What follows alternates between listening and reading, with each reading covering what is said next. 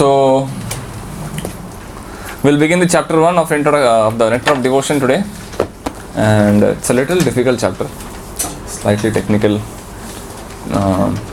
From here on till almost till the end, every chapter has many references.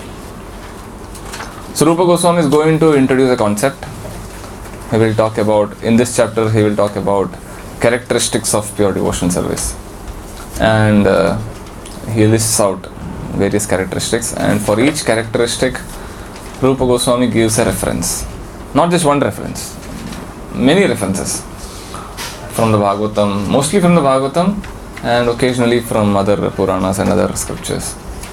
So when we read the Nectar of Devotion of Prabhupada, and all we find is quotation after quotation. So in the Bhagavatam, Prahlad Maharaj says like this.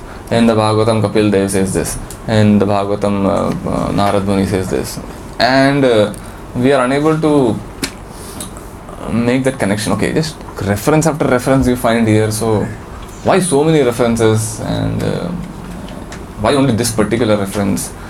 That's a little confusing. So because Prabhupada doesn't quote the Sanskrit, he directly quotes the English. That makes it, at least I felt it a little difficult because of that. So Sanskrit is there, sometimes it makes it easier, although the language is a little foreign to us. But sometimes the Sanskrit quotation helps. But in the Nectar of Devotion, you don't find those Sanskrit quotations. Directly there are translation. And all translations appear similar. Happiness of merging into this is insignificant compared to the happiness of bhakti, and this is material pleasures are insignificant. All these various combinations and permutations you find. So it's slightly difficult to demarcate and exactly classify which reference is for what. Fortunately, we have Dhanudhar Maharaj's book where he exactly pinpoints this reference is for this. And so instead of going through paragraph by paragraph as we did for the last 2 weeks, this time we may not go like that. So we will select one characteristic, and the appropriate references in Prabhupada's book, we will note it down, and I'll tell you the reference. This verse refers to which point that Rupa Goswami or Prabhupada is trying to explain. In that way we will proceed. So the chapter begins by a quotation from Kapila Dev. This is Kapil Dev instructing Devahuti, the third canto of the Srimad Bhagavatam, and Kapil Dev is talking about the characteristic of pure devotion service. So last week we saw how to define pure devotion service. We saw that, right? Anukulyena Krishnanushilanam Bhaktiruttama. These are the primary characteristics. And Anyabhilashita Shunyam Jnana Karmadi Anavratam. So Krishna should be the objective. It should be favorably executed with a favorable intent. And what is that? It is a cultivation. It should be under the guidance of spiritual masters and the parampara. These are the primary Swarupa Lakshan. And the secondary characteristics are, Tatastha Lakshana, it should be without any material desire. It should be material desire or desire for liberation, desire for accumulation of knowledge, or the desire to accumulate pious credits, karmadi anavratam, or any other adi anavratam. Everything will fall under that anyabhilashita shunya. Here Rupa Goswami talks about 6 primary characteristics, or we can say the consequences of performing pure devotion service. What happens if one starts executing pure devotion service? That's what is explained in this chapter. It talks about the concept of sin in detail. Kutam bijam phalonmukam. That we need to understand a little nicely. And in the beginning, the second paragraph, Prabhupada is talking about 5 kinds of liberation. He doesn't go into detail. The details appear in the later chapters. But to introduce you to this concept, the 5 kinds of liberation are Sayujya, Sarshti, Samipya, Salokya and Sarupya. Sayujya is impersonal liberation, merging into the impersonal Brahman effulgence. Salokya is attaining the same planet, same loka as Lord Vishnu or Krishna. Sarupya, attaining the same form, 400 form of Vishnu. Sarshti is attaining the same opulence, same Aishwarya of the Lord in the spiritual world. And Samipya is what? Samipya Residing in the same? On the same planet. Very close, in the nearby, somewhere in the vicinity. So these 5 kinds of liberation are available for a person executing devotional service. So Kapil Dev says a pure devotee rejects all 5 of this liberation, and because he is experiencing a higher pleasure, he just wants to an opportunity to render service. He is ready to exchange these 5 rewards or liberation for service, pure devotion, because that is the happiness derived out of 5 kinds of from pure devotion service, which is much superior to the happiness derived from these 5 liberations. Among the 5, the least is Sayujya. Sayujya means just merging into the effulgence, impersonal Brahman effulgence, which most spiritual practitioners, genuine spiritual practitioners, who may not be a who may not be a Vaishnava, who may not be connected to a Vaishnava parampara, for them this is the goal. This is the highest goal they can imagine, merging into the effulgence. And this concept is so prevalent. We may not have heard it before coming to ISKCON, and we may wonder why Prabhupada is talking so much about Mayavad and impersonal Brahman, why it is so bad. I was surprised when I went for a college program, and there were some Sanskrit students who attended the session, 2nd, 3rd year Sanskrit students in Somaya College. And so I gave just a basic talk about the need for practicing spiritual life. And in the end, the question raised was this: what is the some philosophers talk about God having a form. Some say God does not have a form. Nirakar, Nirvishesh. These are terms he used. Nirakar, Nirvishesh, and so many other technical terms.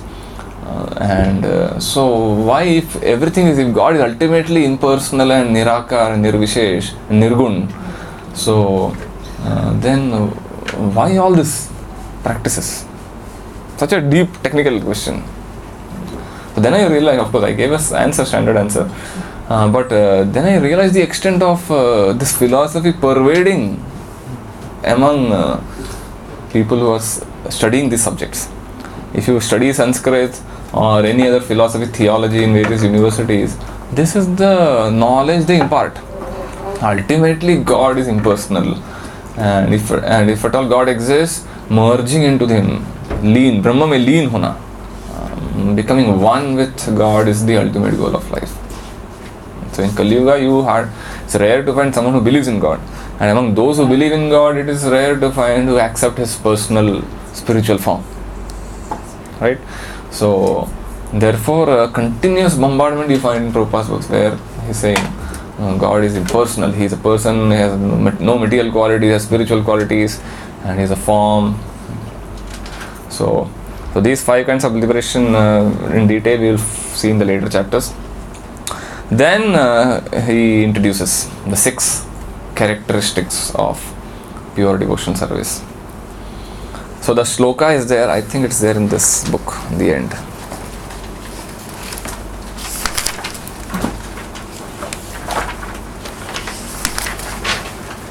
Oh, it's not there, huh? Do we have Kleshagni Shubhada? It's not there in this book. 87. It's there? Yeah, 87, correct. 1.1.17 of Bhakti Rasamrit Sindhu. Got it? मतलब in this book 87. Yeah, there is. मिल गया ना? उसमें लिखा है ना reference. This 1.1.7 is for Bhakti Rasamrit. Yeah. It is not Srimad Bhagavatam. No. No, not Srimad Bhagavatam. Okay. Okay, so we will recite this together. Kleshagni Shubhada Moksha Laghuta Kritsu Durlabha Sandrananda Visheshatma Shri Krishna Karshini Chasa.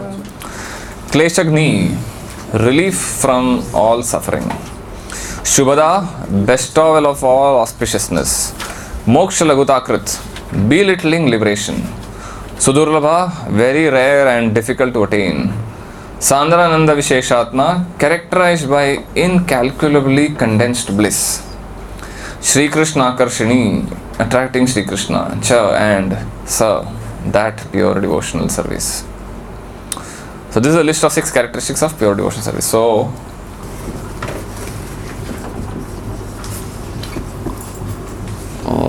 of pure devotional service.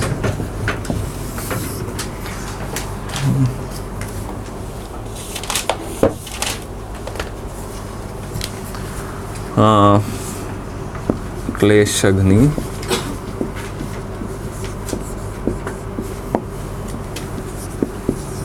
Shubhada.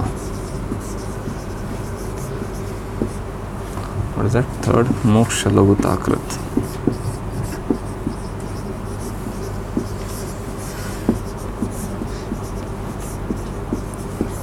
Lagutakrit. Sudurlabha.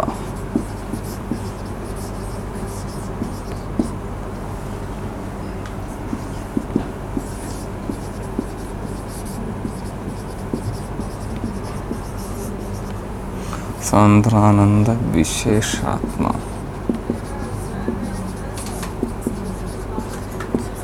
And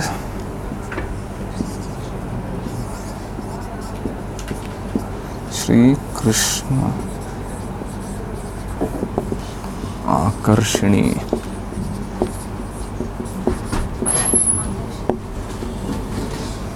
Akarshini. So now Rupa Goswami says these two, by the way, pure devotional is executed in 3 stages.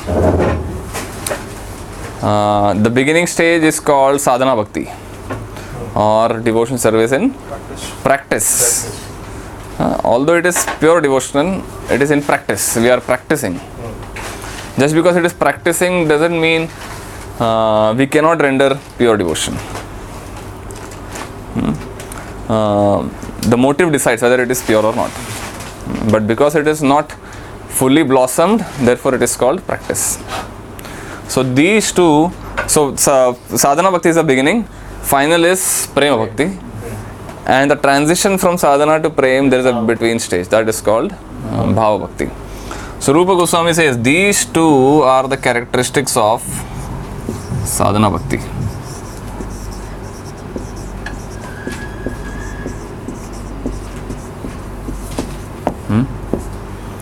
Next two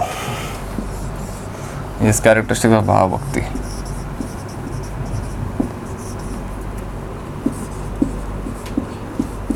And these two are characteristics of prema.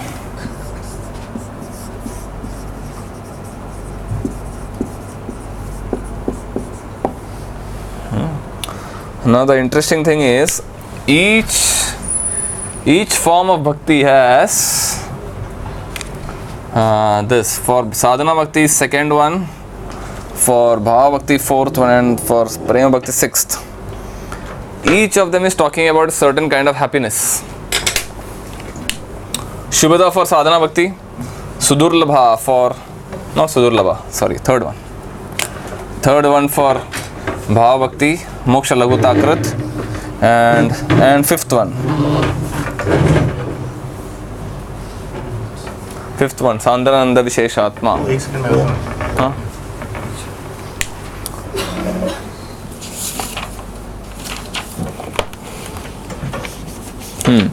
So these three, Shubhada, Moksha Lagutakrit and Sandrananda Visheshatma, these three are happiness at each form of bhakti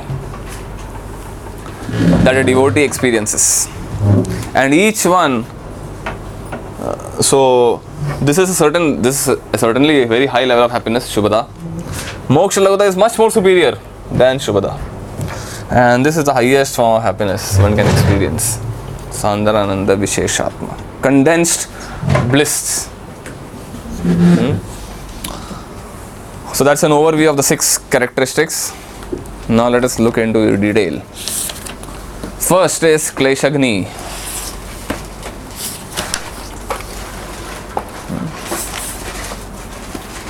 Relief from material distress. So here Rupa Goswami talks about sin. Do we have that verse here?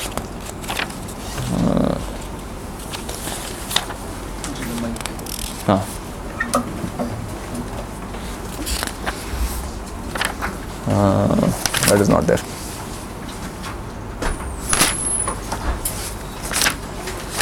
Okay. So Kleshagni is relief from material distress, and here we will look into the concept of sin. What is the origin of sin?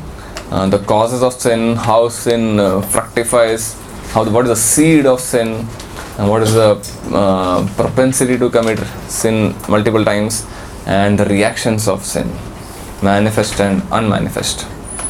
So Prabhupada quotes in some other places, aprarabdha phalam papam kutam bijam phalonmukham kramenaiva praliyeta Vishnu bhakti ratatmanam.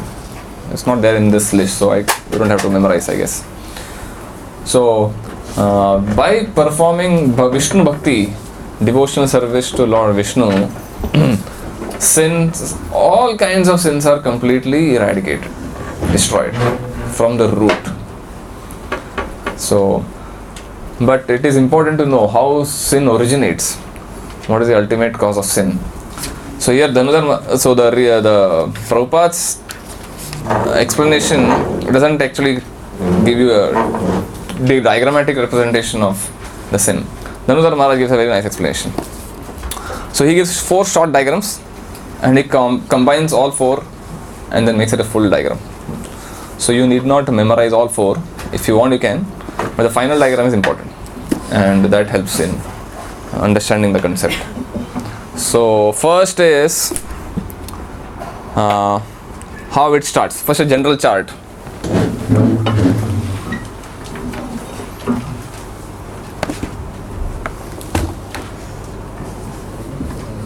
Remove this. This is Bhava Bhakti.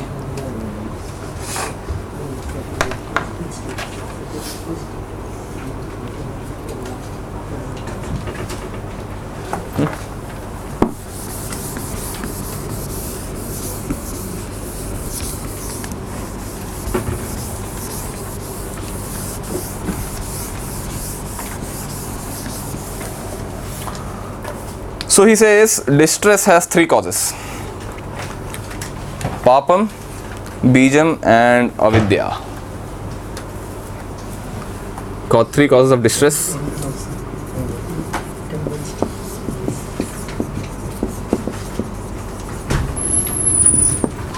Papam. Second is bijam. It's not very important to memorize this, but and third is avidya.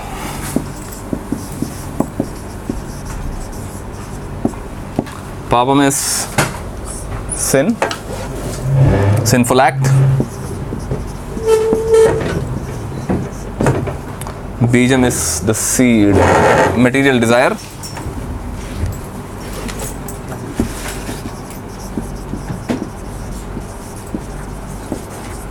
And avidya is ignorance.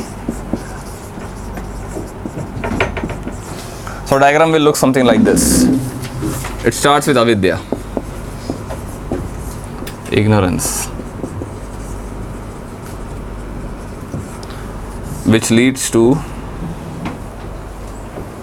bijam, material desire.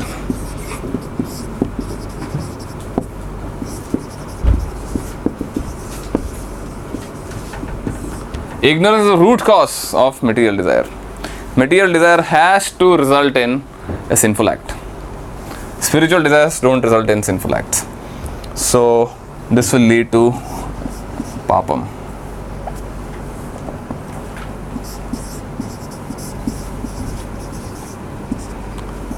sinful act, which leads to suffering.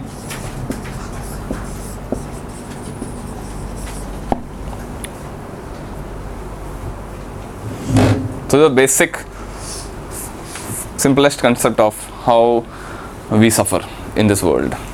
What is the cause of suffering? It all starts with ignorance. Ignorance of what? Ignorance of self. Knowledge. Ignorance of our own identity.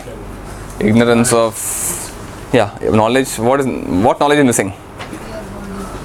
I am the body is the ignorance. Who we are. What is my identity? Who is God? What is my relationship with God? That forgetfulness is the cause. But in many cases, Prabhupada says lust is the root cause of all suffering, or what? Envy is the root cause of all suffering. There are many explanations, but from a technical point of view, avidya, ignorance, our forgetfulness of our relationship with Krishna, that's the root, which leads to the material desire. And there are unlimited material desires. There is no limit. Millions of material desires. Any desire, Prabhupada said, no, if at the time of going back to Godhead, if you have even one desire left, you are brought back to the material world. On the way to the spiritual world, you will pass through higher heavenly planets, Swargaloka, Brahmaloka, and if you feel, oh, let me just have a look here, what's happening here, that could be last remnants of material desire. And then the plane stops there, you are put down there. That is all test whether we still have we're harboring some desire or not. So unless Anya Vilashita Shunyam is not there, till then we are not qualified to go back to Godhead. So this is the basic thing. So Dhanudhar Maharaja writes, okay, what is Prabhupada writing here? On page 4, Prabhupada writes, sinful actions produce two reactions. Where is that? Second part. In the middle. Chapter page number 4. Sinful activities. नहीं किधर है? Or of two kinds.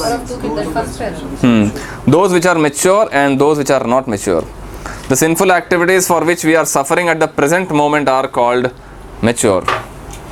The many sinful activities stored within us for which we have not yet suffered are considered immature. For example, a man may have committed criminal acts but not yet been arrested for them.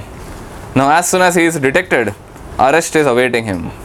Similarly, for some of our sinful activities, we are awaiting distresses in the future, and for others which are mature, we are suffering at the present moment. So, current suffering is mature, fructified, sinful reaction. और जो store में है that is immature. Means I want to ask one thing. Mature मतलब already we are going through it. We are going through it, yeah. Store मतलब हमने जमा करके रखा है कि और आने वाला है क्या? आने वाला है, फ्यूचर में आने वाला है. Immature, पूरा fruit हुआ नहीं है. Okay, fruit नहीं है. We have not yet stored it. Means we are creating it. It is the process. No, we have created it. Okay. Desire is already the seed has been planted. It is growing now. Okay. Fruit is yet to come. Flower and fruit. And already suffering is already the fruit is ready. The fruit is ready. Okay, so manifest sinful reaction मतलब prarabdha. Prarabdha is the technical term used for manifest, the already things that we are suffering, and unmanifest are called aprarabdha. So the example given here is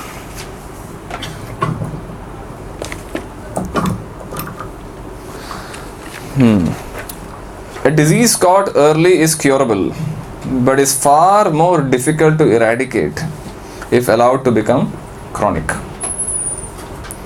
Similarly, sinful reactions are more difficult to eradicate once they become manifest. Devotional service, however, can remove even manifest sinful reactions along with the suffering they bring. That's why we are discussing this. Devahuti explains that by practicing devotional service, even someone born in the lowest family of dog eaters becomes qualified to perform the highest Vedic sacrifices.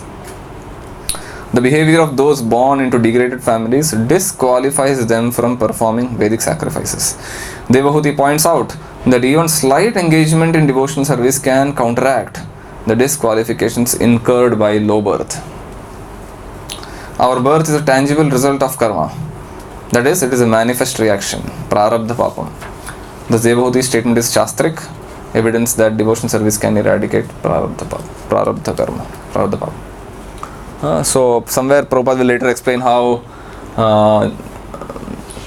low birth and no education or bad physical looks, ugliness, legal cases against us, or some chronic disease. These are severe bad karma, severe karma, papam accumulated from past life. These four are the results of severe papa. So another diagram here he draws is, this is a simple thing, very simple. He says papam he classifies into two, prarabdha and aprarabdha.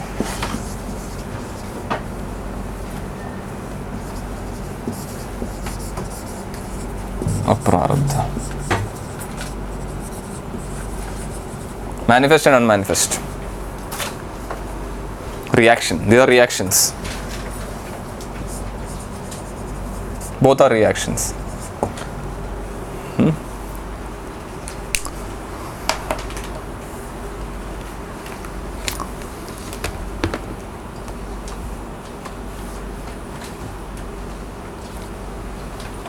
So on page 5, Prabhupada writes, in the beginning,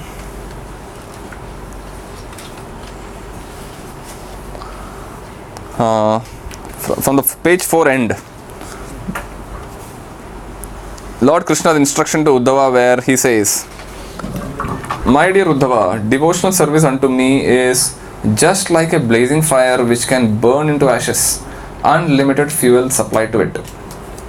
The purport is that as a blazing fire can burn any amount of fuel to ashes, so devotional service to the Lord in Krishna consciousness can burn up all the fuel of sinful activities.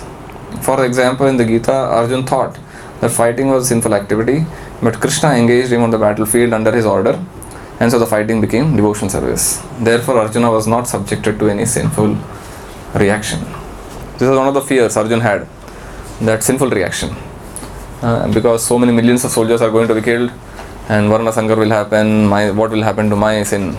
Who will take care of that? So Krishna assures him, don't worry, because you are acting under my order, which means you will be acting under pure devotion service. No reactions you will get. Therefore he says, Sarva dharman parityajya mam ekam sharanam aham tvam sarva papebhyo mokshayishyami. So that is unmanifest. So it's like a blazing fire. Everything can be destroyed. Like in farming, farmers. Yeah. Who just want to ask, here it is said that devotional service can blaze up all your bad karmas. But we heard that, whatever bad karmas you have done it, not under direction of Krishna, but you have done with your own free will, that you have to suffer. That is no option. You have to suffer with that. Okay. That is true, but if you are performing devotional service, Krishna can remove the reactions. Now you can't demand, I am performing devotional service, so Krishna you must remove. It's not like that. But the pure devotional service has the ability to remove all distresses, all reactions. So what we are suffering now is actually very insignificant compared to millions of lifetimes of reaction that we have accumulated. It's actually almost nil. And the evidence given here is Devahuti's thing. A person born in a family of dog eaters, who is generally not qualified to perform Vedic sacrifices, can perform Vedic sacrifices. That is a Shastri, Bhagavatam example. This example is given to prove how pure devotional service can remove even prarabdha karma. So our body is a result of manifest reaction. Our height, weight, complexion, physical structure, what else? Parents, our place of birth. It's all a part of who our sisters, mothers, parents, brothers, friends, not friends, friends we choose. All other things are prarabdha, something that has been given to us, awarded to us, or forced upon us. From there, how we utilize these facilities, then we will decide our future karma. These are due to our past. Yes, past life karma. These things we can't change. right? There are people who are struggling to control their weight. They eat hardly few grams, few morsels, trying to control their obesity and fat stomach, fat belly, and then they just can't do. They run a lot, walk a lot, and there are people who eat a lot and still they can't gain weight.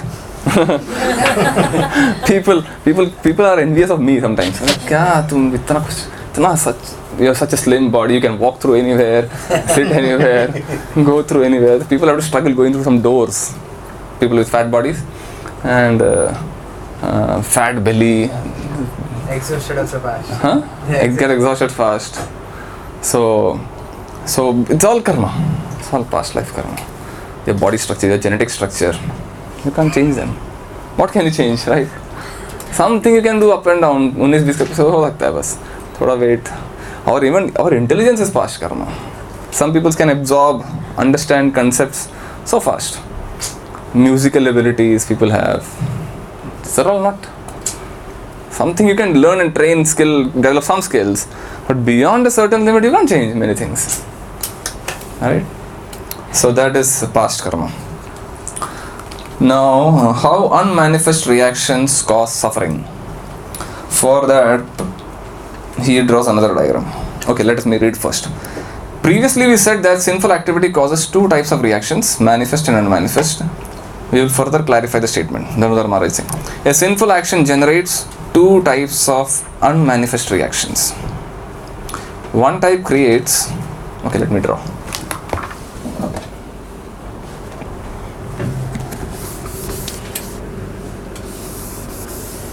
This diagram was in the book?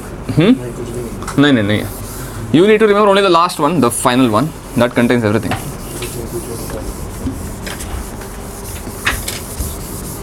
last one is which one? Which I am going to draw.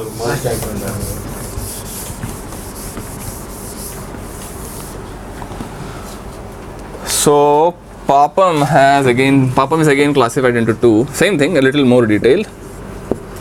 Sinful action, Sinful action is divided into two. Aprarabdha Aprarabdha 1 and Aprarabdha 2.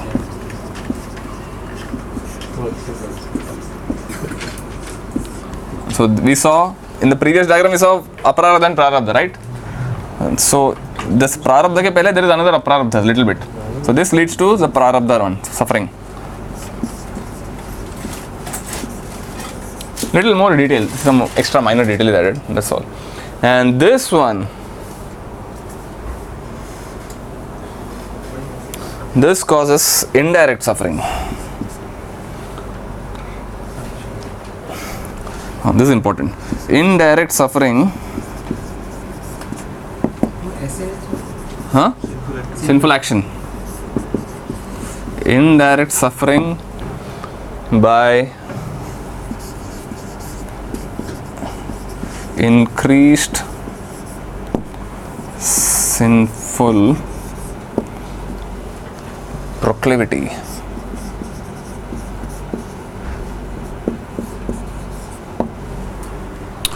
The technical term here is Kutam. Heard of this term? Kutam? So first, so when you do sinful action, it leads to suffering. That's we saw last diagram. But it again, along with suffering, it again causes something. This is the danger thing, Kutam. The tendency is to commit more sin. So for example, someone is beginning to say smoke, which is sinful act, or drink. So initially he is not habituated to drink. So when you drink, you suffer. You either vomit or you cough. All those things happen. That is immediate prarabdha. But the problem is the next time when you get, so initially probably the person may have denied, no, I can't drink, I don't want to drink, But in peer pressure among friends and party members, family members, social society members, sometimes someone is forced to accept a drink because you have to fit in, and you can't just be an outsider. You can't be a spoilsport. So the first time he drinks, and then he suffers immediately, and then he decides, oh, I can't drink. But the next time similar situation arises, the resistance to it is not so much. एक बार हो चुका है, इतना भी कुछ हुआ नहीं है. Okay, let me just. I don't like it. I'm not enjoying the drink. I'm not an addict. That's how a person justifies. I'm not an addict. I can give up anytime. Anytime I can give up, and I have given it so many times. so that resistance to say no is less because of the Kutam thing. It applies to all sinful actions. Meat eating, illicit sex, intoxication, gambling, all four. Initially you say no because you know moral principles are there, ethical principles are there. You know it is not right. But once you do, the next time you feel okay, I am already fallen. That's how we justify. I'm already fallen, and it will take time. So I am forced to do. There is no other option. So that tendency to commit again is there more. That is called Kutam? That is Kutam. So with every sinful act, Kutam is also produced. Suffering is produced, no doubt about it. But this Kutam is produced. Kutam causes you to commit the same sinful act again, sometime in the future, when a similar tempting situation arises. So that is, so here Prabhupada, okay, here example is given. For example, if we engage in illicit sex, we receive two types of reactions. One type creates some direct physical or emotional suffering. The other type creates indirect suffering by exacerbating our proclivity for the same act. Therefore, thereby increasing sexual desires, impelling future illicit sex, and entangling us in a karmic cycle of suffering. When sinful desires increase, sinful activities increase. When sinful activities increase, sinful desires increase. So first desires increase and activities increase. When activities increase, sinful desires increase. It is a self-perpetuating cycle, vicious cycle. The more we try to satisfy our desires, the stronger they become. To break this cycle of bondage, we must tolerate sinful desires and not endeavor to fulfill them. Not being reinforced by unmanifest reactions, they will gradually dissipate and leave the heart forever. So if you are practicing pure devotion service, chanting and other devotional acts, whenever such desires come, all we have to do is tolerate. Eventually it will disappear. Prabhupada gives the example of scratching, itch. Itch is there. The more you scratch, the more it itches. Right? Simply you have to tolerate. Medicine ja raha hai, andar treatment ho raha hai. But whenever that itches come, before the treatment gets over, if at all there is an itch, all you have to do is don't scratch. Prahlad Maharaj also gives the example of scratching. Fulfilling material desire is like scratching the itch. So if you can tolerate, so next time the itch will be less itching. If you can tolerate once, the next time the itch appears, it will be less painful.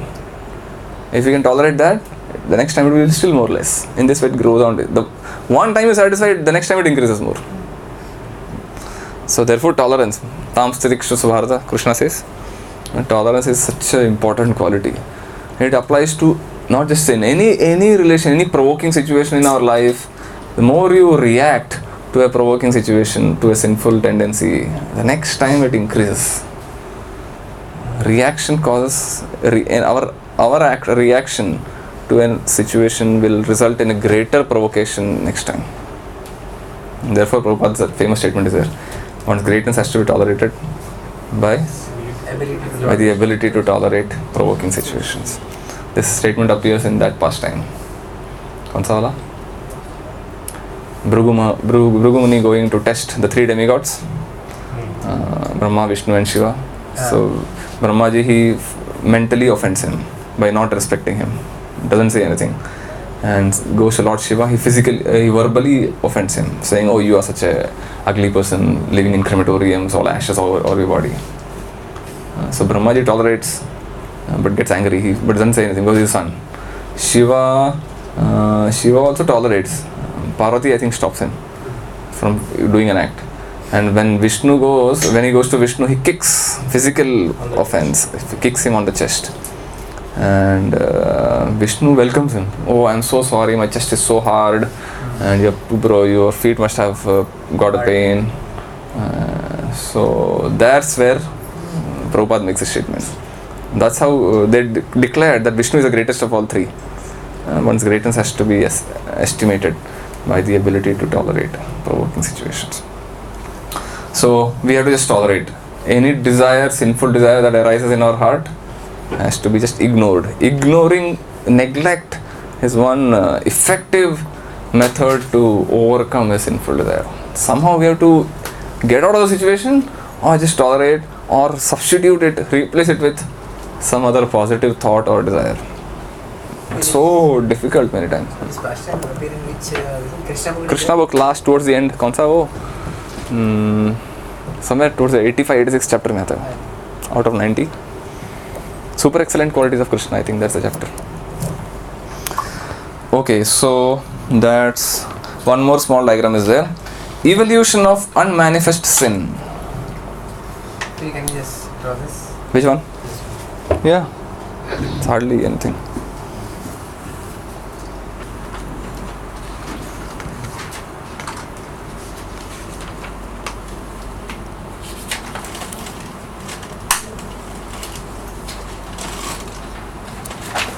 Cycle of unmanifest reaction goes through 4 stages as explained in Padma Puran. This is there in Prabhupada's book, page number 6, second paragraph. It is stated in the Padma Puran that there are 4 kinds of effects due to sinful activities, which are listed as follows. The effect which is not yet fructified, the effect which is lying as seed, the effect which is already mature, and the effect which is almost mature. It is also stated that all these 4 effects become immediately vanquished for those who surrender into the Supreme Personality of Godhead, Vishnu, and become engaged in this devotional service in full Krishna consciousness. These effects described as almost mature refer to the distress from which one is suffering at present, and the effects lying as seed are in the core of the heart, where there is a certain stock of sinful desires which are like seeds. The Sanskrit word kutam means that they are almost ready to produce a seed or the effect of the seed. An immature effect refers to the case where the seeding has not begun. So, Damodar Maharaj writes, the cycle of unmanifest reaction goes through 4 stages as explained. So, the following illustration.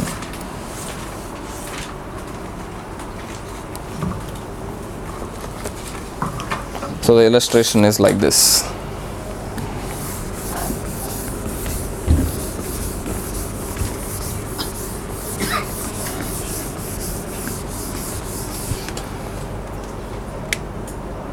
So we have aprarabdha.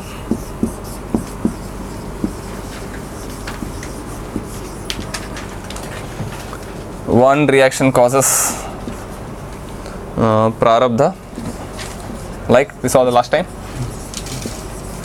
The other one creates kutam, right? Kutam results in bij, sinful desire. Bijam. And this results in papam.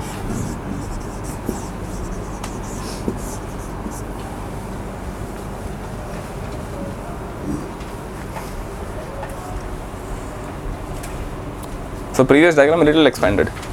Kutam results in material desire, which forces us to act sinfully, which again causes the cycle.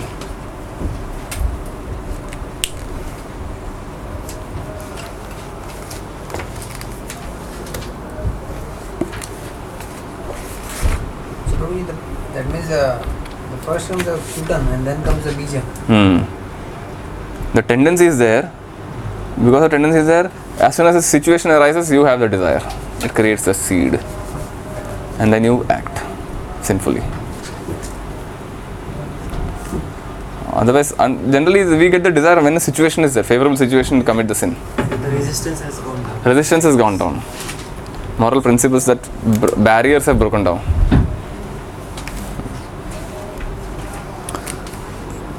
Page number 6 has a Prabhupada quotation. Okay, that we read already. Devotional service eradicates all 4 stages of sinful reaction. Aprarabdha, next kutam, then bijam, and finally prarabdha. We already read that. Prabhupada is giving the example of who? To prove this? Ajamil. Who wants to read last paragraph of page 6? Hello. In this connection, Shukadeva Goswami speaks in the 6th canto of Srimad Bhagavatam, 2nd chapter, verse 17, about the story of Ajamil, who began life as a fine and beautiful Brahman, but in his young manhood became wholly corrupted by a prostitute. At the end of his wicked life, just by calling the name Narayan, Krishna, he was saved despite so much sin. Shukadeva points out that austerity, charity, and the performance of ritualistic ceremonies for counteracting sinful activities are recommended processes, but that by performing them one cannot remove the sinful desire seed from the heart, as was the case with Ajamil in his youth. This sinful desire seed can be removed only by achieving Krishna consciousness, and this can be accomplished very easily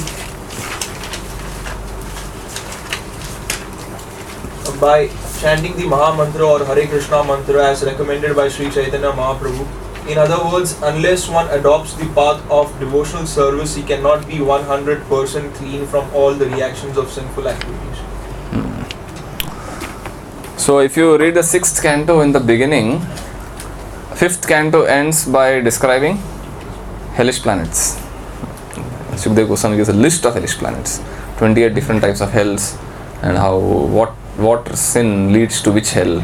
All those descriptions are there. And the 6th canto begins by Parikshit's question. He says, how can people who are destined to go to hell be delivered? What is their hope? How can they come out of this mess? So then Shukadeva Goswami is in a mood of testing Parikshit's understanding. First he gives a solution, first level solution. He says by atonement, prayaschittam, by performance of prayaschitta, a sinful person can remove all reactions to his suffering or reactions to sinful actions. So then Parikshit rejects it by giving an example. Which example he gives? Elephant bathing. Kunjara Shaucha. He says elephants go into the river, clean themselves nicely, come outside and then put dust. How many of you have seen this elephant doing this? Anyway, see? Really? They do, huh? Anyway. I couldn't believe this. Gaurang Prabhu was sharing this. He have seen this. Sure. Literally they do like that. Sure. I've seen it. Anyway. They go and जैसे ही बाहर आते हैं ना अपने normal उसमें आ जाते हैं. I have seen, I mean, they roll on the ground. I mean, Yeah. After bathing, huh? Yeah, they just sit down. exactly. पूरा कर पूरा मतलब उससे भी गंदा कर लेते हैं अपने आप को. सूंड जैसा नहीं करते हैं, but they just roll, you know. Yeah. Roll सही है. They roll. This only was explained. So that's the example Parikshit gives. An elephant goes into river, takes nice bath and then comes out and dirties himself. Similarly, a prayaschittam is exactly like that. You do a set of sinful acts throughout the week. Come to the temple in the weekends. Admit your mistakes and all the sinful actions we have done. Confessions, as they call in Christian. Huh? They go to the church and Yeah, they go to church, even temples, Hindus. And then they confess, I have done all this sins, and then so please forgive me. So, and that doesn't stop. Next week again a new set of actions. So in this week after week, every weekend, we keep doing the same thing. So that prayashittam is good. We admit our sinful act, but it is not thoroughly removing the tendency to commit the sin. Therefore, it is like elephant bathing. Come back and roll out. After some time again, you go into the river. So therefore, this is how Shukadeva Goswami answers. So Parikshit rejects this solution. He says, what is the use? It's like elephant bathing. I don't accept this kind of solution. I don't appreciate this answer. Indirectly, he says. So then Shukadeva Goswami says, okay, better is to cultivate knowledge. knowledge of sinful actions, what is sin, just like we are doing now. What is sin, understanding the sin. If you have knowledge, like tackling avidya, if you have knowledge, then if you have no avidya, then you won't commit sin. And in this way you can avoid sinful actions and then sinful reactions and destiny into hellish planets. But then Shukdev Goswami himself rejects it. He says the problem here is if you are not thoroughly purified, then even if you have knowledge, still you will commit a sin if there is a tempting situation. If there is a favorable situation to commit sin, no one is watching, no one is there to witness, then you will commit a sin, same act. So therefore Shukdev Goswami then says knowledge is not enough. Like you have all those warnings on cigarette packs, now they have graphics, right? Graphics के साथ पहले तो warning था cigarette smoking injurious, but now they have clear cut graphics of lung getting damaged by, you have seen? I have not seen, I have heard. So clear graphics of lung getting damaged, liver getting damaged of by smoking, and so it seems it is working to some extent. The number of smokers, cigarette sales have gone down. So that helps to some extent, but still there are people who say, I don't care. Who cares? Ultimately life is meant to enjoy, even if it at the cost of health. We will smoke. Ultimately life is meant to enjoy, right? And if I have body, thoda sa suffering hai, but if you don't smoke, if you don't enjoy now, what's the use of living a long life? ठीक है जिया बहुत साल, you live a long 70-80 years without any health issue, but then you miss out so many pleasures of life. Ultimately life is meant to enjoy, so even if your life is reduced to a little extent, but you have the satisfaction of enjoying the pleasures of life. You don't regret at the end of life, oh I missed out this thing. So simply knowledge and warnings and graphics are not enough to stop a person from committing a sin. Therefore Shukdev Goswami then goes on to say, he quotes that famous verse, Kechit kevalaya bhaktya vasudeva parayana agham dhunvanti karsnena niharameva bhaskara. He says, simply by kevala bhakti unto Vasudev, Lord Krishna, Lord Vishnu, agham, sin, dhunvanti, completely, washed away, completely. Just like when sun rises in the east, how the darkness is dissipated. Immediately, even at the beginning of sun is not yet visible on the horizon. And just the beginning ray, initial rays of the sun, dawn, pre-dawn times, 5:30, 6 o'clock. Sun rises, everything becomes clear, no darkness is there. And that's how initially, even the slight performance of bhakti will eradicate all kinds of sinful reactions. And then he goes on to describe the story of Ajamil, 6th canto. This is how he introduces the chanting of the holy name, power of pure devotional service, and then proves his statement by describing Ajamil's story. 3, 4 chapters. So Bijam. Let us see what is Bijam.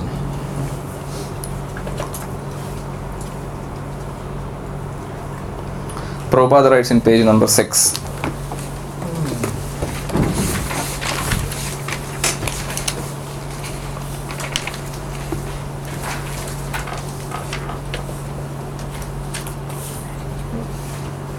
Despite his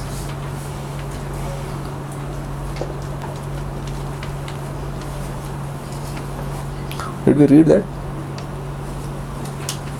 The middle paragraph? Okay, that's not here. Anyway. So, Rupa Goswami described the first cause of suffering, papam, in all its subheadings. Now he describes the second cause of suffering, that is bijam, sinful desire.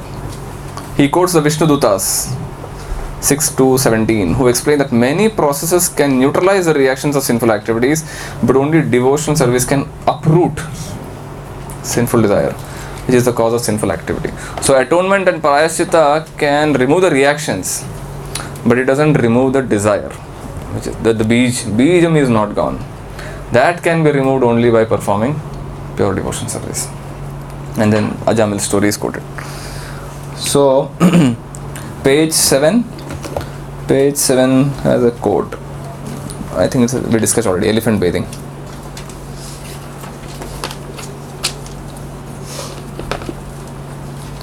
Another example given in Srimad Bhagavatam concerns the elephant who enters into a lake and takes a bath very seriously. And as soon as he comes into the shore, he again takes some dust from the earth and throws it over the body.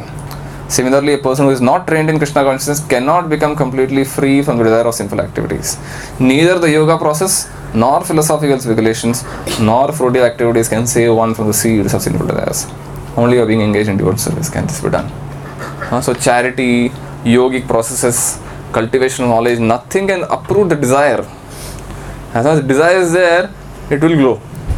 ऊपर से, like in farming they do this.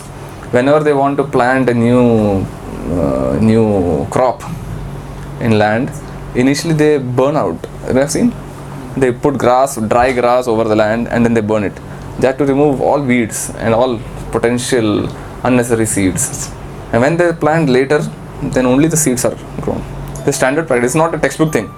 If you agricultural textbooks don't mention this, but it's a standard practice all over, at least in Maharashtra, where they burn with grass and then remove all weeds. So then later when the crop grows, there are hardly any weeds you find. So the weed removing is done by only pure devotional service. Beach, sinful desires.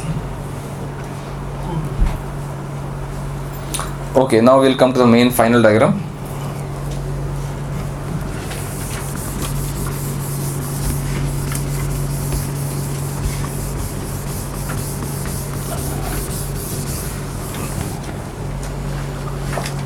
It all starts with avidya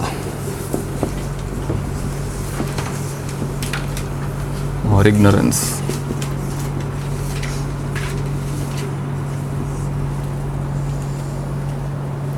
Which results in bijam, sinful desire. Sinful desire leads to sinful act.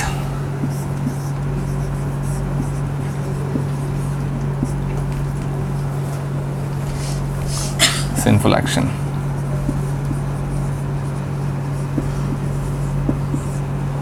Okay. This leads to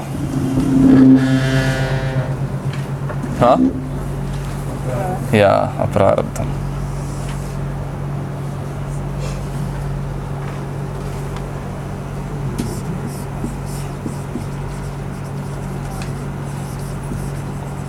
Aprarabdha or unmanifest reaction. You are unmanifest reaction. Okay. And this leads to prarabdha.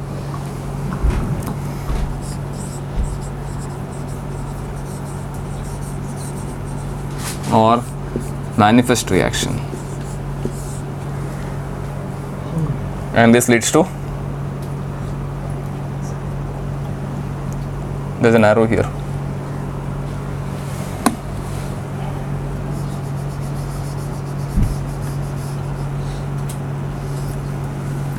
This leads to this.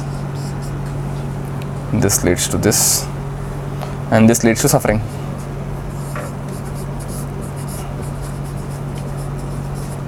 What is missing now?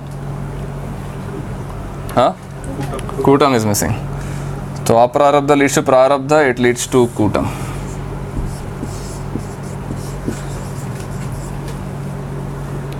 Sinful disposition or proclivity.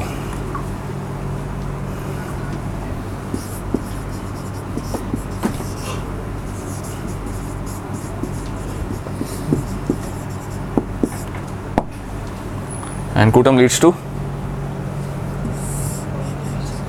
bija, sinful desire.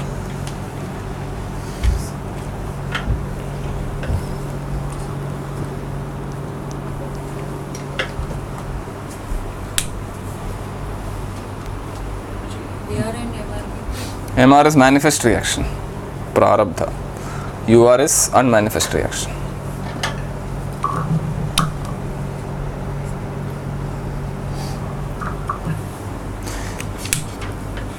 Any clarification you need? Anything? Any questions? Any doubts? Anything you want to add? Details? Any example you want to share? Case studies you have in your personal life, friends, relatives going through the cycle? Unmanifested reaction means the reactions is yet to come, or yet we have not seen it. And manifested means we are already Going through it. Deposit of all these things. Huh? Kotam. Kutam is a tendency to commit. Action. Tendency to commit sinful act. How aprarabdha leads to prarabdha? Over a period of time.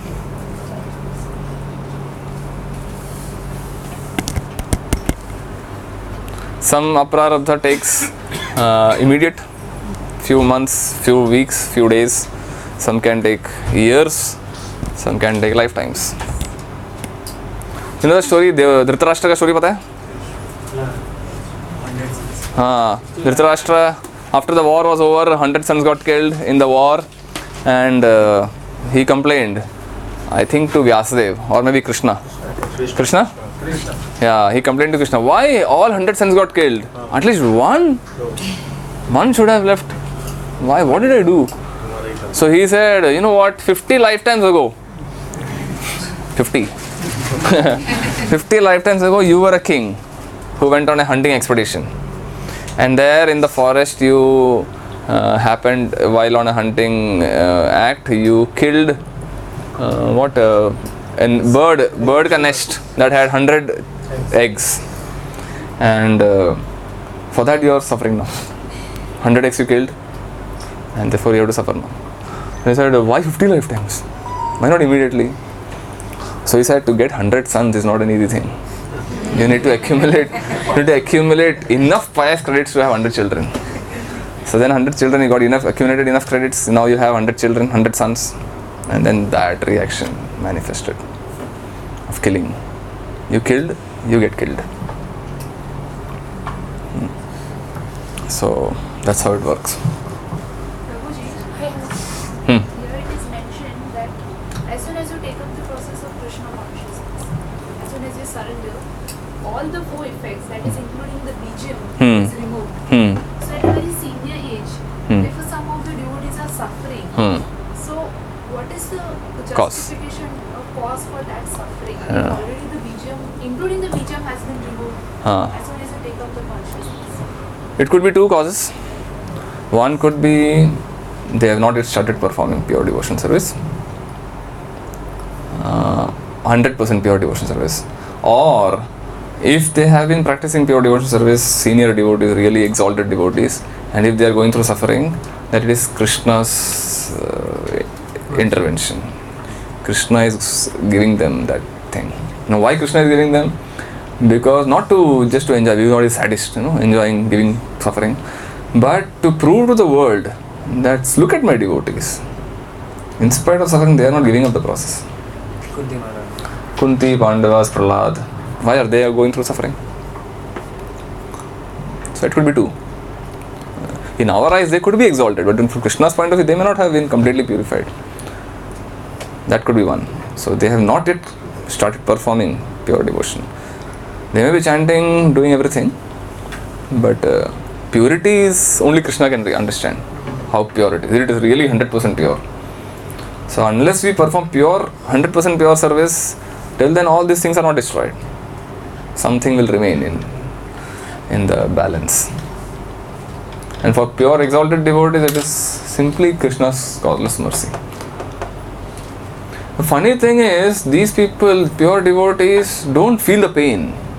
They go through suffering, but they don't complain, nor are they suffering. Suffering in the sense, they are not wondering why it is happening to me. Therefore, that proves the fact that they don't leave devotion service shows they are not in a miserable situation. Huh? They are not bothered about it, correct? Yes, you say that.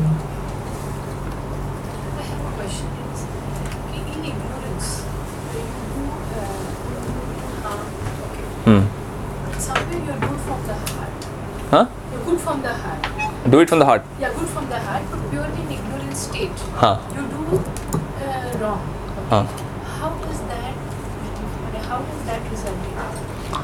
How do you say it is good from the heart? Like the person is not bad at heart, Hmm. actually. But in ignorance, maybe the surrounding, it's with the environment, okay? You naturally inculcate the habit of doing something wrong, but you're doing it ignorant. No one is 100% good, by the way. No, I don't mean good. I mean, how is the sins, how is then you are harmed, or how is then in future you go through suffering? So for someone who is good at heart but commits a sinful act, why he has to suffer? That's the question? Without knowledge. Without knowledge, he is doing that act. Although good at heart. He is a good person, but he is doing because of ignorance. So how that suffering will impact him? Yeah, Prabhupada, I think, who gave? Like if you are an innocent person going into a first class dabba with a second class ticket, unknowingly, ignorantly, you're not aware, a new person in Bombay probably, Fine to let he will get the fine, he will be fined. So ignorance is no excuse. Ignorance also is no excuse. Rapid example. What example? Rapid example. Traffic signal. Traffic signal, yeah. Traffic, you break the signal. You have to- Rabbit. Rabbit? Somebody comes, he just closes his eyes. That is his ignorance, but he can. Yeah, rabbit, ostrich. Ignorance of the law is no excuse. Another thing, no one is actually 100% good. We may claim, if you ask someone, everyone will claim, I am a good person. But internally, we all have that desire, material desire. And the situation surrounding tempting situation proves how good you are. Because there is something bad, that's why we choose the bad. The bijam is there inside. So without the tempting situation, everything is good. You don't have to prove it. You are tested when there is a tempting situation. Right? In tempting situation, our real nature comes out. So Haridas Thakur, the prostitute is there, he is not affected. But ordinary people will get affected. So desires are there. We may not go hunt after a prostitute. But a situation comes, are we able to resist? That's the question. Or any other sinful temptation. Is that the answer? Anything else you want to add? Anyone has? Prabhuji, Like how similar we to do what she said. One second, yeah. sinful activities, I think. So, parallelly, the pious activities also, like how you said that the Drashna's example. So, for the pious activities also, this can be Yes. same. Yes, it can apply. Bij is there, pious reaction will come, good aprarabdha will be there. This is just a reaction, how a cycle of reaction works, good or bad, both. But from the absolute point of view, both pious, pap and punya are ultimately bad. Because it binds you in the cycle. So, Prabhu, even for pious, you will be suffering. It will be enjoying. Heavenly planets, good health, good education, good physical beauty, good wealth, all these are reactions. So avidya, from avidya it will come bijam and then papam and then aparad and then kutam. So again the Prabhu here again the bijam came the first. Bijam is a desire, material So then desire. first comes the desire, is it? What? Yeah, only in ignorance you will have material desire. Otherwise you should have only spiritual desire to serve Krishna. Earlier when I asked, you said that the first comes the tendency to commit the act and then the desire comes, the bijam comes. But then here again it's bijam is the first. If avidya is taken as a start, like a jiva falling down into the spiritual world, that will be out of avidya. Once you are in touch with material nature, the three modes will act, time will act, you will have material desire. Unless you have a desire, you won't act, no? Desire will impel you to act something. Then you act sinfully. And once you get a reaction, that will cause the Kutam. Breaking off all barriers. Slow breakdown of barriers to resist. Is that clear? So how we understand the previous one when you said Which that, one previous one? No, the previous chart you said that the Kutam comes the first and then there comes the Bijam. The tendency to commit. Kutam is causing the Bijam, no? Kutam is not the beginning of the whole chart. It's not a beginning, right? Not the beginning of the whole chart. No, but the previous one too, you said. That Kutam will cause Bijam. The first cause is avidya. But the second, what reinforces another material desire? It may start with only one material desire. But when the cycle starts, future material desires are caused by Kutam. First is avidya. A root cause of everything is avidya. Clear? Name of the diagram. What title? Name of the diagram? Title क्या दें? Heading. There is a chart of sin. Chart. This is a chart of sin. और क्या बोल सकते हैं इसको? He doesn't give any name. वो starting में बस 3 causes of distress का दिया था, लेकिन उसके बाद ये chart को क्या बोलेंगे? पूरे chart. Chart को the cycle of sin. How you? Cycle of sin is good, right?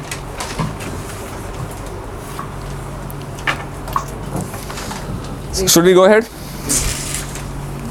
You want a break? Test.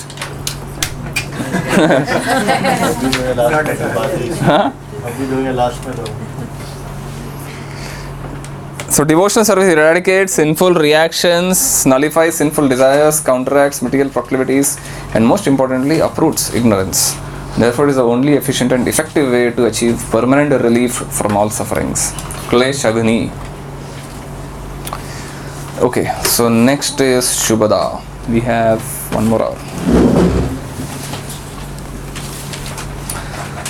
Now Shubhada, Moksha Lakutakrut, Sudurlabha, Sandarananda Visheshatma and Sri Krishna Akrishani. Now you have only references in Prabhupada's book. So many references. So what will fall under which subtitle is a confusion. So we'll try. If you read Prabhupada's book, so you find this, all these headings. Second heading is Krishna consciousness is all auspicious, page number 8. Next heading comes in page number 10, happiness in Krishna consciousness, which is supposed to refer to Moksha Lagutakrit. Next is page number 14, Sudurlabha, rareness of pure devotion service. See that? Yes. And next is happiness of becoming one with the Supreme. This is actually Sandarananda Visheshatma. The title given is becoming one with the Supreme. But actually it is referring to Sandarananda Visheshatma, which is condensed bliss. It's not the Mayavada thing. One becoming one. Huh? This is not Sayujya. This is not Sayujya, no. And last is attracting Krishna. So, there are references which applies to multiple things many times. Like the references for happiness of becoming one with the Supreme can also apply to sometimes Shubhada. That's what Dhanudhar Maharaj says. So that's what the confusion arises. So what I'll do is, we will refer to the same pattern. We'll follow the same pattern. We'll take the references from here and look what Prabhupada is saying in that connection. Clear? You won't go to read each and every paragraph. That can be a little monotonous. So he now, okay, so now let us start with Shubhada. Shubhada is, Dhanudhar Maharaj says there are 4 benefits. Something cannot be all auspicious without meeting 4 criteria. Why is pure devotion service called Shubhada? Because it meets or fulfills 4 criteria. What are those? First, it benefits everyone. Second, it attracts everyone. Third, it produces good qualities. And fourth, it bestows superior happiness. I think I should write it down here.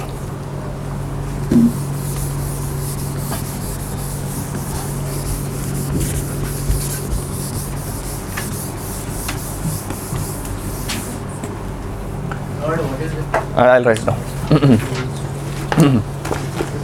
4 criteria for anything to be Shubhada.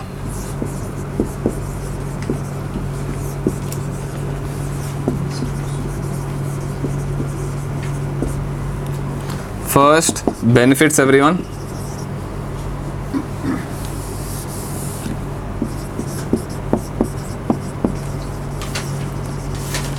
attracts everyone,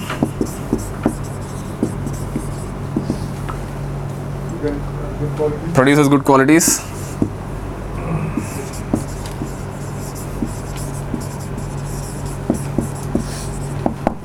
and bestows superior happiness.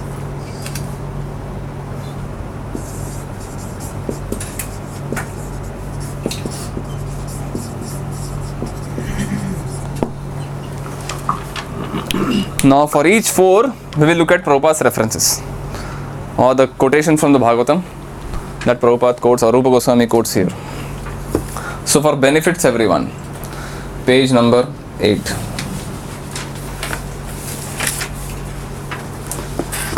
What is the reference? Everyone can be attracted by the movement and everyone can feel the result. Where is it? Got it? Last paragraph, 10th line. Last paragraph? Krishna all auspicious. Hmm. 10th line. Page number 8. Everyone can be attracted by this movement and everyone can feel the result. Therefore, Rupa Goswami and other learned scholars agree that a broad propaganda program for the Krishna consciousness movement of devotion service all over the world is the highest humanitarian welfare activity. Prabhupada quotes the example of United Nations, how it has failed. Despite so many years of existence, it has not been able to unite the people of the world, the countries of the world. The number of flags keep increasing, which shows countries are dividing and so many other nations are getting created and so many wars happening. So it is United Nations attempt is a failure because it has not benefited everyone. Only Krishna consciousness movement can unite the whole planet. If you remember the Cross Maidan program, they had this flags of all countries. 2005 we had a Cross Maidan program, remember? How many of you attended Cross Maidan? 2005. So it was second Cross Maidan event. First happened in 1972, I think, 72 or 73. So this time what they did, it happened even that time. So there was a middle, so there's a pandal, the main stage, and from there were two parallel lines, and there was the flags of all the countries where ISKCON temples are situated. So it went up to 150 or 160 flags, and there was a globe, and on the globe there were spots where ISKCON devotees are located, ISKCON centers are located, just to show how it is a non-sectarian movement. Everyone can come together and participate in devotion service. So it can benefit everyone, actual benefit, not on a superficial physical level, mental level, communal level, not this kind of benefit we are talking about, real spiritual benefit. So that's the quality of quality of pure devotion service, which is Shubhada. It is all auspicious, benefits everyone. Next is attracts everyone. What is the quote for that? Padma Puran confirms the all attractive and all beneficial nature of devotion. A person who is engaged, page 8 to 9, last line of page 8. A person who is engaged in devotional service in full Krishna consciousness is to be understood to be doing the best service to the whole world and to be pleasing everyone in the world. In addition to human society, he is pleasing even the trees and animals, because they also become attracted by such a movement. A practical example of this was shown by Lord Chaitanya when he was travelling through the forests of Jharkhand in central India for spreading his Harinam Sankirtan movement. The tigers, the elephants, the deer and all other wild animals joined him and were participating in their own ways by dancing and chanting Hare Krishna. The one question Lord Chaitanya raised to Haridas Thakur was, how can the non-moving living entities benefit by, how can they be delivered? So Haridas Thakur said, by loud chanting of the holy names, even the trees can benefit, non-moving. Otherwise, there is no way they can benefit. Moving human beings can participate and they can benefit, but what about the trees? So when we chant Hare Krishna, every microbe, so many microorganisms there, everyone is benefited. We may not realize the extent of impact we are doing on the world simply by chanting Hare Krishna in one place. Sometimes we feel, no, I'm not getting people into the movement, I'm not able to attract my friends and family members, they're not coming to the temple. In spite of telling so much, they don't come, they're not interested. But in other ways, we are benefiting, knowingly, unknowingly. Simply by chanting holy name, sitting in one place, we are affecting millions of living organisms if it is done purely with the right consciousness. So benefits and attracts everyone. Development of good qualities. Third, for that the reference is page 9. You know that verse, famous verse? 5, 8, 12. Page 9 mein, My dear king. persons who have unflinching faith in Krishna.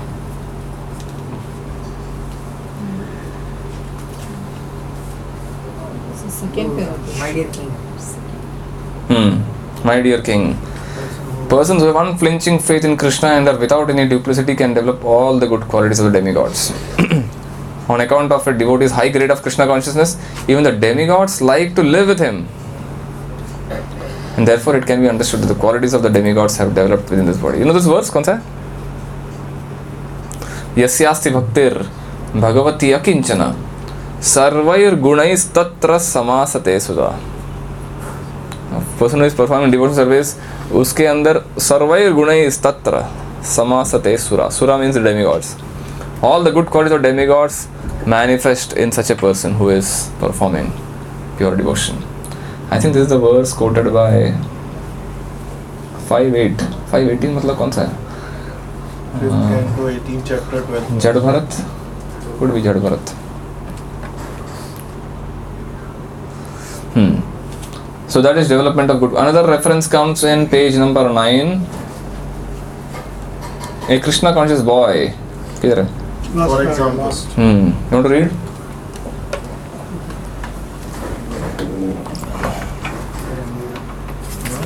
Read the whole paragraph. for example, last paragraph. Page 9, last paragraph. For example, a Krishna conscious boy, even if he is not very well educated by the university standard, can immediately give up all illicit sex life, gambling, meat eating and intoxication. Whereas those who are not in Krishna conscious, although very highly educated, are often drunkards, meat eaters, sex mongers and gamblers. These are practical proofs of how a Krishna conscious becomes highly developed in good qualities, whereas a person who is not in Krishna conscious cannot do so. We experience that even a young boy in Krishna conscious is attached to cinemas, unattached to cinemas, restaurants, liquor shops, etc. He becomes completely free. He saves his valuable time from being extravagantly spent in the way of smoking, drinking, attending the theatre and dancing. Can I continue? Yeah. One who is not in Krishna consciousness usually cannot sit silently even for half an hour. The yoga system teaches that if you become silent, you will realize that you are God. This system may be alright for materialistic persons, but how long will they be able to keep themselves silent? Artificially, they may sit down for so-called meditation, but immediately after their yogic performance, they will engage themselves again in such activities as illicit sex life, gambling, meat eating, and many other nonsensical things. But a Krishna conscious person gradually elevates himself without endeavoring for this so-called silent meditation. Simply because he engaged in Krishna consciousness, he automatically gives up all his nonsense and develops a high character. One develops the highest character by becoming a pure devotee of Krishna. Conclusion is that no one can truly have any good qualities if he is lacking Krishna consciousness. One develops the highest character. Prabhupada said, how can you recognize a devotee? Will be perfect gentleman. That's the characteristic of a devotee, real devotee. So that is 4 qualities. No, this is the 3rd quality, right? Another reference comes in page number 10. I just need to share one thing what Gaurang Priya Prabhu shared about. One very inspiring thing means what he was sharing with us. That just this paragraph. Which paragraph? 10th page, page 10, and then one who is not in Krishna consciousness. Usually the yoga system means there are certain people who do breathing exercise in the morning and breathing exercise in the evening, and in the meantime they are free. Okay, so what he was sharing that he and one of his cousin, they both now what he was sharing, that he is already sannyasi, that his cousin, okay, in some other sampradaya. So what he was sharing, that what they do breathing in the morning, breathing exercise, like this yoga, what they are telling now, and in the meantime they do all nonsense. And in the evening he was doing breathing. But in the meantime, what he does, he reads Prabhupada's Bhagavatam. Sure. And he was telling that Bhagavatam, all purports are awesome. So it was very inspiring, means that we should also, follow that footsteps. Even he is not in our sampradaya, but he is doing that. Because what they will do, means it is related to this purport only, what is mentioned now, that what, otherwise they will engage in all nonsense activities, because they don't have anything to do. So ultimately they have to engage. So it clearly links to that. Clearly, that they need to do something. They can't sit silent. They need to act in something. We have been given some service, so we keep doing. So ultimately, that person reads Srimad Bhagavatam, so he's full time engaged. So that he was sharing. Yeah. Nice. Thank you for sharing. So that is saintly qualities. One more is there. Happiness. Best of Okay, one line here. Neither modern education nor Hatha Yoga are all auspicious because they fail the third criteria, Sadguna, the development of saintly character. So he is distinguishing pure devotional service from other paths. Modern education do not produce good qualities. Yesterday Gaurang was talking, giving that example, Prerna. You heard? In IIT. There was a professor who was teaching a big concept. So there was a mathematical equation written on the board and he was unable to proceed with the derivation. So he took a break and then he was struggling to find out. So he couldn't. So thought okay, let me smoke a cigarette. So he took out a cigarette in the classroom. In the classroom he took out a cigarette and he was looking for a lighter. He couldn't get a lighter. So a student from the first bench, he lit up the lighter and then he offered. And Guru Seva. And then he offered the lighter. And then he smoked the cigarette and then immediately the derivation came out. And he finished the derivation.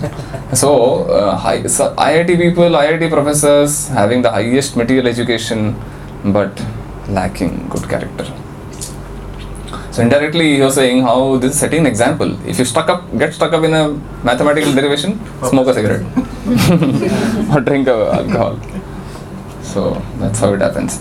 So modern education do not give you good qualities, nor can Hatha Yoga give you good qualities, or any other spiritual paths, so-called inferior spiritual paths.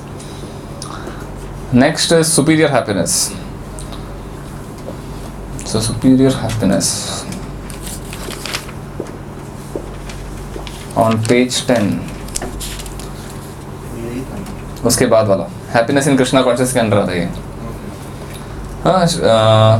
Srila Rupa Goswami has analyzed the different sources of happiness.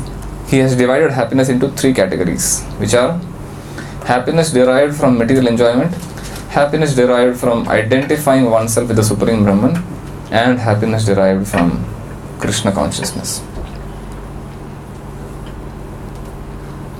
Of these 3, the happiness of devotional service is superior. There are 2 reasons. It's not here. I am reading from the another Maharaj. Why is superior? Why happiness out of devotional service is superior? Because it is eternal, whereas the others are temporary. Bhogatya, correct. And it includes and excels the pleasures found in other types of happiness. Bhakti ka jo anand hai, it includes the anand derived from all other processes. Therefore, it is superior. In other processes, you don't get the anand derived from bhakti, but in bhakti, you get the happiness derived from other processes, like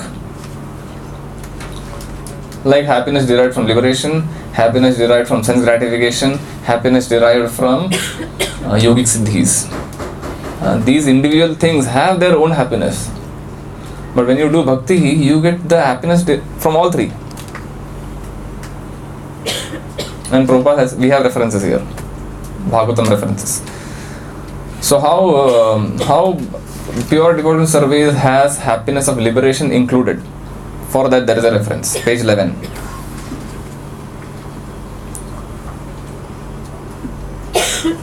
Mayavadis who fall down. Where is that? fourth line. Yeah, fourth line. There are many instances, especially in India, where these Mayavadi sannyasis descend to the material platform again. But a person who is fully in Krishna consciousness will never return to any sort of material platform.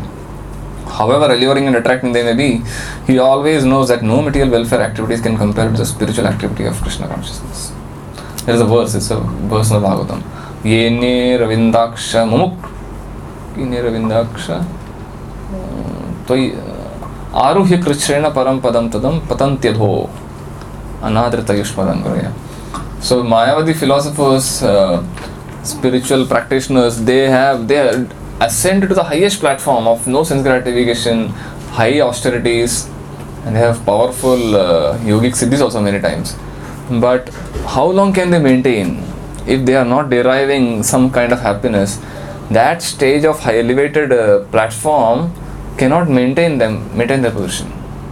After some time they need some action, some activity they need, where they can exchange emotions and rasas. So what they do? They come down and engage in humanitarian welfare activities. They will open some hospitals, open some charitable institutions, some relief work. So Prabhupada raises the point, if they were enjoying there in that higher stage, why do they need to come down again and engage again in material activities? Which proves they are not enjoying.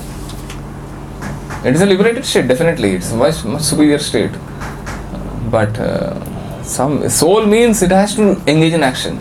Some active service needs to be there. If you don't have positive engagement, you need such inferior engagements. If you don't have devotional engagements, you must engage in some inferior engagements, which is material. On the other hand, devotees who have relish in Krishna consciousness, they never engage in these kind of mundane affairs. Their happiness is pure devotional. You don't find pure devotees giving up service to Krishna and engaging in all kinds of these kind of material activities. So, how devotional service includes the happiness of liberation. For that, this is a reference. Page 11 wala. Page 10, page 11 wala. Last paragraph of page 10. You may have to note down probably, otherwise it will be difficult. Read that from where it is? Page 10, last paragraph. It has been from there. Yeah, the whole paragraph. Superior. How happiness of devotional service includes liberation ka happiness. You don't have the book? Oh, it's not available. Not available even in June. Yeah. They're actually reprinting the book with some corrections. That's why it is out of stock. How? Happiness of devotional service includes happiness of liberation. This is a sub-point of one of the characteristics. Shubhata ka ek sub-characteristic mein aayega. It can also be a part of Moksha Laghutakrit also. Moksha Laghutakrit is third characteristic.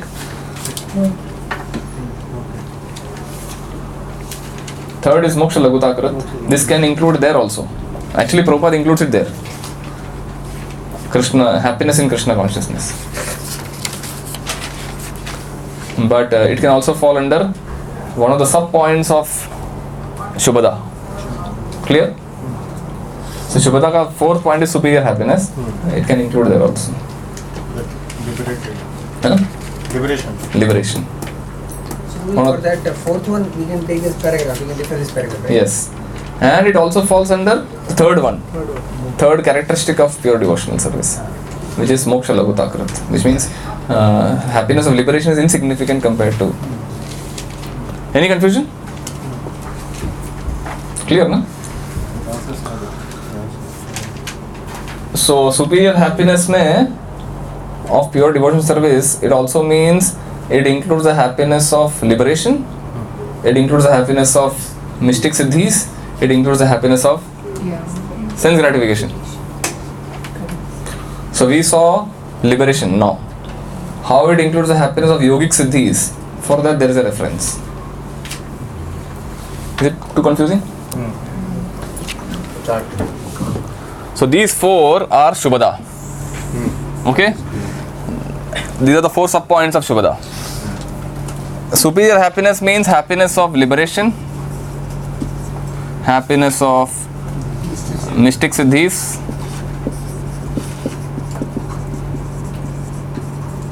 and happiness of sense gratification. Sense gratification. इधर है ये. किधर? Happiness derived from material enjoyment, happiness derived by identifying yourself with supreme Brahman. That is different. Yeah, we read it just now. वही है. वही है. Happiness derived from Krishna consciousness. Yeah, but Prabhupada includes it here for the next third point. शुभता के बाद वाला point में it is included. That is also true. It can apply to both. Now we saw the liberation ka reference, how the Mayavadis fall. And there is a reference for this, mystic siddhis. What is that next paragraph? Want to read?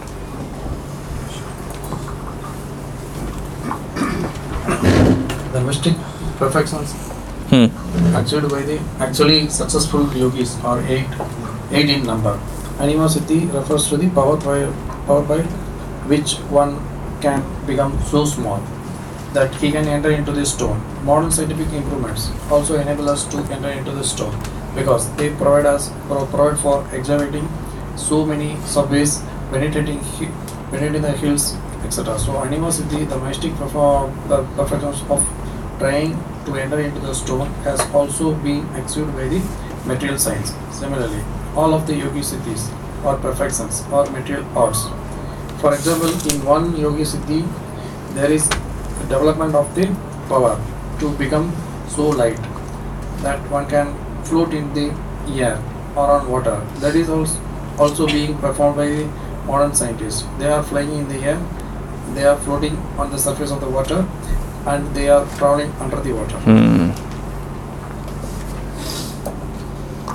So all these siddhis are actually very gratifying to the mind, and to have that power of walking on the water or flying in the air, it's not ordinary. And someone who has these powers, they derive great pleasure in displaying those siddhis. So the Prabhupada explains how bhakti includes the happiness derived from these. Bhakti ka happiness is much superior to happiness of displaying and exhibiting yogic siddhis and the happiness of liberation, and also happiness of sense gratification. That thing comes in the next page, page 12.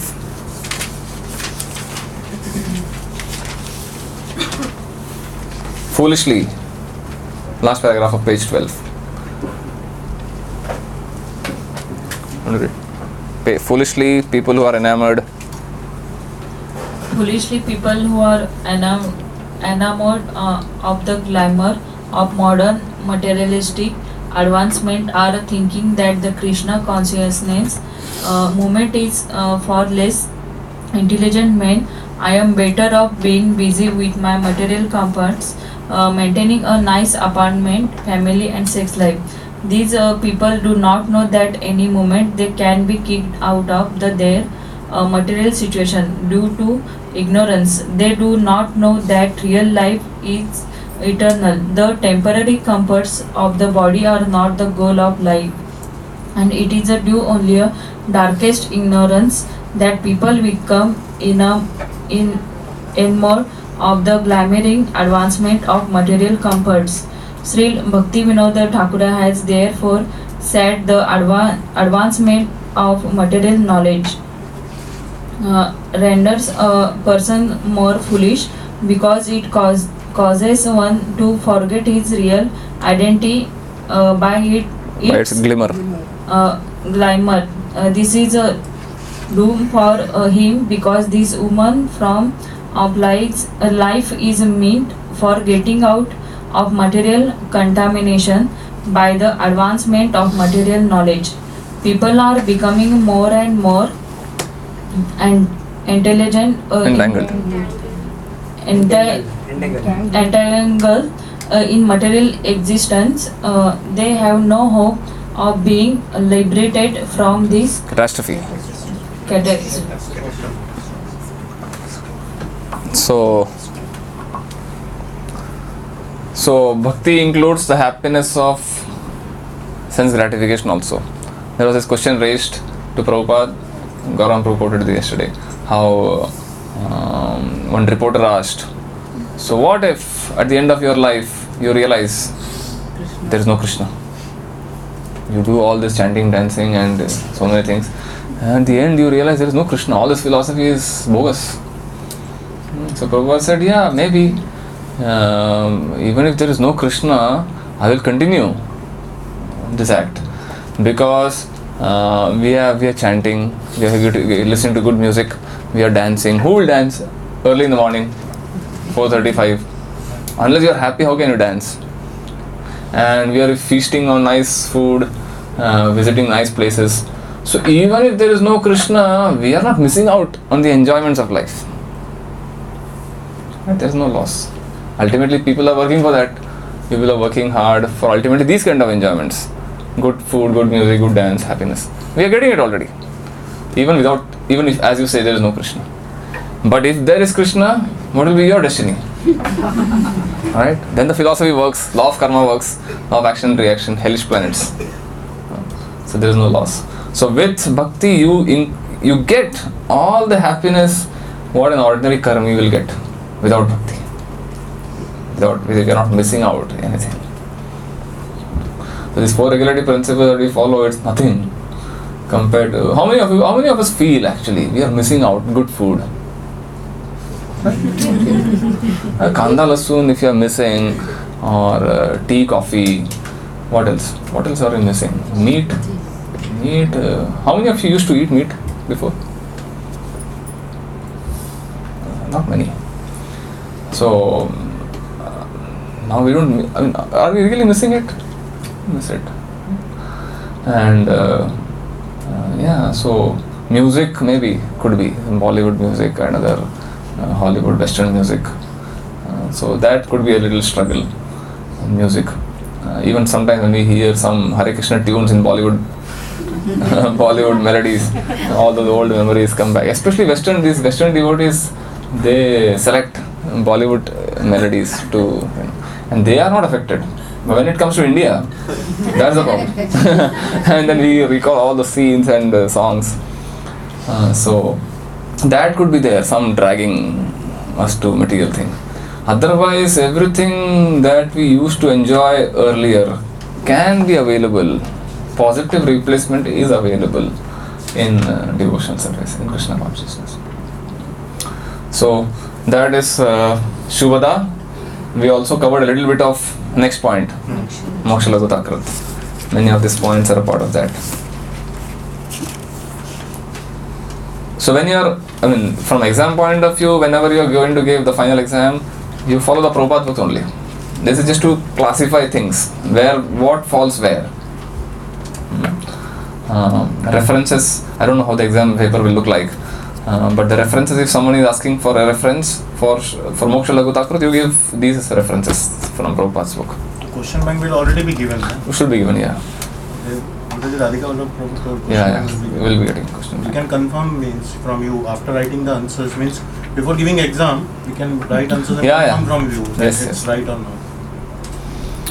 So next point is Moksha Laghutakrit. Moksha means liberation. Laghu means inferior. That which makes happiness of liberation look inferior or look insignificant. That's what it means. So now, as you saw in the beginning, first two characteristics are the characteristics of sadhana bhakti. This is a characteristic of bhava bhakti, Moksha Laghutakrit. Somewhere else it is said that sadhana bhakti begins, bhava bhakti matlab, do you know that 9 stages of Rupa Goswami? Adau Shraddha, Tata Sadhu Sangha, Bhajana Kriya, Anartha Nivritti, Nishtha, Ruchi, Asakti, Bhav and Prem. This is a part of 17-18 chapter. This is a part of our syllabus. So sadhana bhakti is again divided into 2, Vaidhi and Raganuga. Vaidhi bhakti is till Anartha Nivritti. Then starts Raganuga. Nishtha stage is the beginning of, is a stage where we are qualified to do Raganuga bhakti.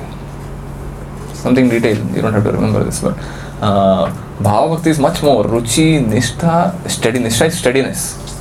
You are steady in your physical acts, your behavior, your words, and your thoughts. Thoughts are also steady. Thoughts, words, and actions will be quite in alignment. That's symptom of the Nishtha stage. Otherwise, when we are in a group, we are act like a gentleman. When we are alone, that's the test. Is our thoughts in alignment with pure devotion? In words, our actions may be good, and our words, are they reflecting our behavior? So Nishtha means that stage where you achieve a certain amount of steadiness, stability in devotional life. That's when you are qualified to take up the next Raganuga Bhakti. Till then, as long as we are struggling with our arthas, we are still supposed to practice Vaidhi, rules and regulation, out of its sense of duty or out of fear of reactions. Mostly it is impelled by fear of reactions. And for those who have taken the vows, it is a sense of duty also. So, we have taken a vow in front of the Guru, in front of the deity, the fire in front of all the devotees. So that sense of commitment, sense of duty is there, that impels us to practice. We may not be having fear of reactions, but sense of duty is there. Violation of Guru's order is a fear. That's considered an aparadh. So Moksha Lagutakrit, there are most of the references we have already covered. But this is the stage of happiness. Happiness experienced at the stage of Bhava Bhakti. Prabhupada gives the example of Kolavecha Sridhar. How many of you know this story? Sridhar Kolavecha? A banana leaf seller in Lord Chaitanya's pastimes, and almost a beggar. His house was a small hut with lot of holes inside on the roof, and he had a small iron kettle that was used for drinking and bathing, and what? Clothes all tattered, rags. But he was a staunch devotee of Krishna and Ganga, and every day he would worship Mother Ganga, and he would sell banana leaves, and 50% of the money he would get, he would use it for worshipping Ganga. Hardly he would get anything. Out of the 50% would be spent in worshipping Ganga. Rest 50% he would use it for maintaining the family, which was nothing almost. And Lord Chaitanya would visit every day his place, and he would argue with him. Bargain with him for banana leaf. For hours, 2-3 hours he would spend at his place to bargain. I want a banana leaf at this price. You are quoting very high price. I can't afford this, and you have to reduce the price. And he says, there's hardly anything, hardly any price. Or what? How much can I reduce? But he would enjoy that act of bargaining with Sridhar Kolavecha. And finally he would take it without paying anything. He would just snatch it away. But Sridhar Kolavecha somehow would experience some happiness in that dealing. And so when the Mahaprakash Leela happened at Srivasa's home, that's when he makes it public, Sridhar Kolavecha's qualities. And he says, so call Sridhar. So we're wondering, who is Sridhar? No one knows Sridhar. Well, he's not a part of the inner circle. And the Srivas, Advaita Acharya, all these big devotees are there. Sridhar is unknown to everyone. So he says, you go inside the forest, inside the place, and then from wherever place you hear loud chanting of Krishna's holy name, that place you understand it to be Sridhar's house. So they start looking with a lantern in the middle of the night.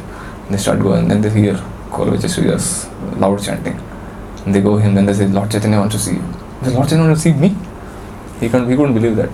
Somehow he comes, and then Lord Chaitanya explains the whole thing to everyone. That's when they realize, oh, this is such a great devotee. And he asks for what benediction you want. So he said, I don't want any benediction. But he said, no, you have to ask for something. So Kolavecha finally, after a lot of requests, he says, birth after birth, I want Nimai Pandit to come to my house, bargain with me, and snatch away my banana leaves. This is the desire I have. Lord Chaitanya says, okay, I will fulfill your desire. So Lord Chaitanya, it seems, awarded. He says, do you want this happiness, liberation? Do you want Vaikuntha planets, all this? He rejected it. I don't want anything. Nothing I want. Even in Prahlad's story, you find that Lord Chaitanya offering, Narsimha offering so many desires. He says, I don't want to treat like a business dealing. I am not a businessman exchanging something for something. But if at all you want me to grant something, please grant my father liberation. So Narsimha says, it's already done. He's already liberated because you are his son. So pure devotees don't ask for anything. No liberation, no sense gratification, no yogic siddhis. All they want is continuous pure devotional service in the association of devotees. So that is moksha lagutakrit sudurlabha. The rareness of pure devotional service. This is also part of Bhava Bhakti. Bhava Bhakti is rare. Pure devotional service is rare. You don't find people with this emotion. Extremely rare devotees who have attained the stage of Bhava and Prema. So page number 14, we have a reference. My dear Sati. Got it? Middle. Want to read? My dear Sati.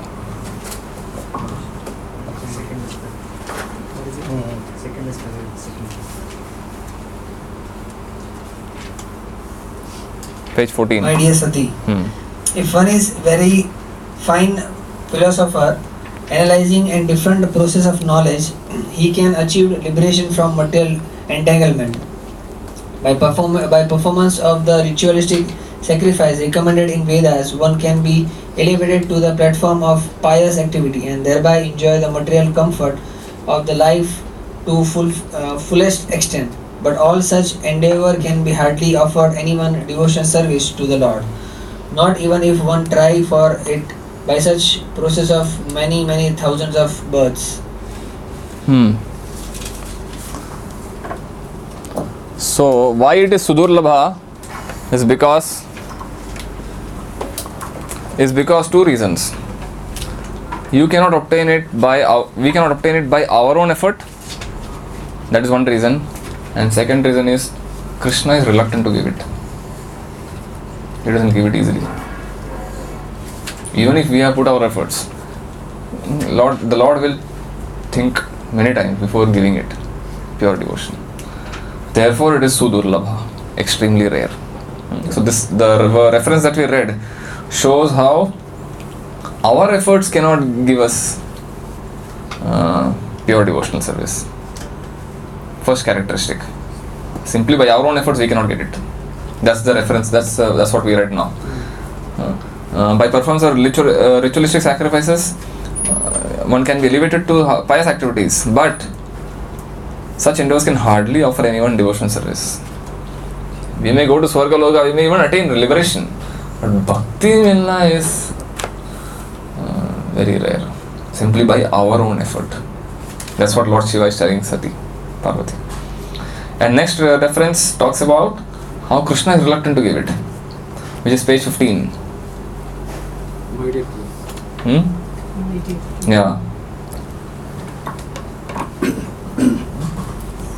My dear King, it is Lord Krishna, known as Mukunda, who is eternal protector of Pandavas and Yadavas. He is also your spiritual master and instructor in every aspect. He is the only worshipable God for you. He is very dear and affectionate, and He is the director of all your activities, both individual and familiar. And what is more, He sometimes carries out your orders as if He were your messenger. My dear King, how very fortunate you are, because for others, all these favors given to you by Supreme Lord would not even be dreamed of. The purport to this verse is that Lord easily offers liberation, but He rarely agrees to offer soul devotional service, because by devotional service, the Lord Himself becomes purchased by devotee. So our efforts are not enough, and Krishna is reluctant.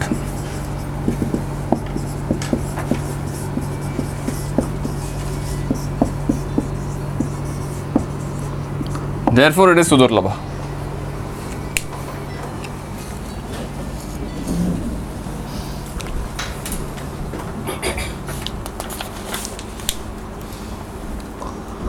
Finally, we have last two characteristics. These are the characteristics of Prema Bhakti. Sandrananda Visheshatma. Third line of the verse. Incalculably condensed bliss. The concentration of the bliss is incalculable. You cannot check the density of the bliss, how concentrated it is. It is listed under happiness of becoming one with the Supreme in Prabhupada's book, page 15.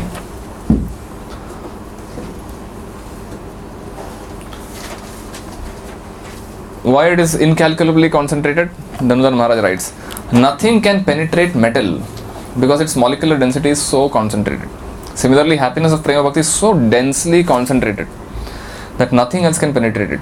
No other perception or thought can even momentarily register in the devotee's mind. For one who is in Prema Bhakti, no material desire can penetrate because the happiness he is experiencing is too concentrated. No way we will think of even any other sense gratification, any liberation, any yogic siddhi. These are all insignificant compared to the happiness of pure devotion. Therefore it is Antarananda, concentrated. So we have a reference on page 15. Srila Rupa Goswami says that if Brahmananda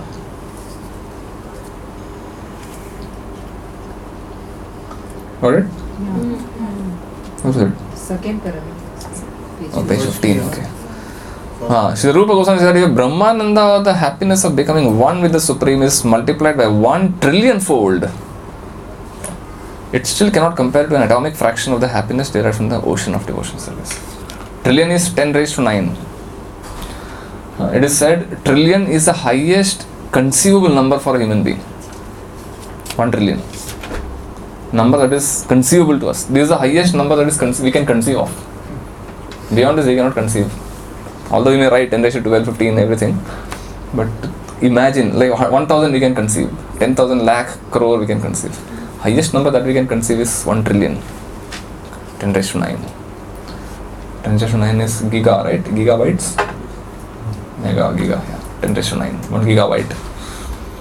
So reference is there. Page 15. No, we already read that. Multiplied by 1 trillion fold, it cannot compare to an atomic fraction. Brahmananda is the highest happiness yogis and philosophers think of. Moksha. Brahmananda is moksha happiness of moksha. That you multiply by 1 trillion. That result is atomic fraction of bhakti. Bhakti ka happiness. So 3 degrees of happiness. This is the third time Rupa Goswami discussed happiness as a characteristic. Prema Bhakti ka happiness hai ye. Sandrananda Visheshatma. And last is attracting Sri Krishna. Sri Krishna Akarshini Chasa. Here Prabhupada talks about, Rupa Goswami talks about Radharani and others and Pandavas.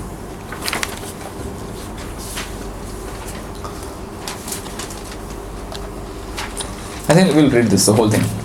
Who wants to read? Huh? Yeah. Oh, yeah, read from there directly. Yeah. Attracting Krishna. Srimad Rupa Goswami has stated that devotional service attracts even Krishna. Krishna attracts everyone, but devotional service attracts Krishna. The symbol of devotional service is the highest degree in Radharani. Krishna is called Madana Mohana, which means that he is so attractive that he can defeat the attraction of thousands of cupids. But Radharani is still more attractive, for she can even attract Krishna. Therefore, devotees call her Madana Mohana Mohani, the attractor of Cupid. Next. Yeah, someone else can read maybe. You can read? Oh, okay, no problem. To perform devotional service means to follow in the footsteps of Radharani. and devotees in Vrindavana put themselves under the care of Radharani in order to achieve perfection in their devotional service. In other words, devotional service is not an activity of the material world. It is directly under the control of Radharani. In Bhagavad Gita, it is confirmed that the Mahatmas or great souls are under the protection of Devi Prakriti, the internal energy, Radharani. So, being directly under the control of the internal potency of Krishna, devotional service attracts even Krishna himself. In that verse, Devi Prakriti, Mahatmanastu Mam Partha Devim Prakritim Ashrita Bhajanti Ananya Manaso Jnatva Bhutadim Abhyayam. So Devi Prakriti, Prabhupada writes, I think Vishwanath Chakravarti writes, it is Radharani, Devi Prakriti. Yes, please continue. The fact is corroborated by Krishna in the 11th canto of Srimad Bhagavatam, 14th chapter, verse 20, where he says, "My dear Uddhava, may you know it from me that the attraction I feel for devotional service rendered by my devotees is not to be attained even by the performance of mystic yoga, philosophical speculation, ritualistic sacrifices, the study of Vedanta, the practice of severe austerities, or the giving up of everything in charity.